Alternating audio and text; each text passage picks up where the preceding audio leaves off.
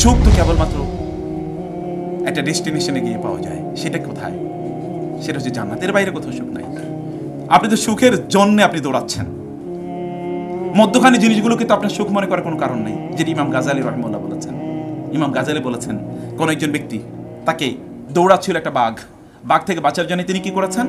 তিনি দৌড়ালেন, দৌড়াতে গিয়ে সামনে একটা গর্তের মধ্যে পড়ে গেছেন।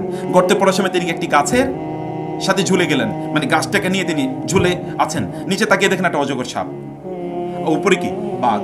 বাঘ থেকে বাঁচার জন্য উপরে উঠা, বাঘ থেকে বাঁচার জন্য তিনি এইখানে গর্তে আছেন। আবার গর্তের মধ্যে পড়ে গেলে, উপরে উঠলে বাঘ খাবে, গর্তে পড়ে গেলে সাপে খাবে। এখন তিনি করবেন কি? হঠাৎ করে তিনি দেখলেন ওইখানে একটা মৌছাক, ওইখানে কি আছে? মৌমাছি এবং মধু আছে। তিনি ভাবলেন ঝুলে আছে কিছু করে একটু মধু খাই না। এটা তিনি নিচ্ছেন এবং মধু খাচ্ছেন। কিন্তু ওই দিক দিয়ে ওই যে গাছ, এই গাছ যে তার শিকড় থেকে আস্তে আস্তে উঠে যাচ্ছে, তার দিকে তার খবর নেই। কিছুক্ষণ পর ওই উপর ওই গাছ সহ তিনি কি ওই সাপের গর্তে গিয়ে তিনি পড়েছেন। আমরা কিন্তু এরকম একটা সুখের অন্বেষণে আছি। সুখ তো এখানে নাই, সুখ তো অন্য জায়গায়।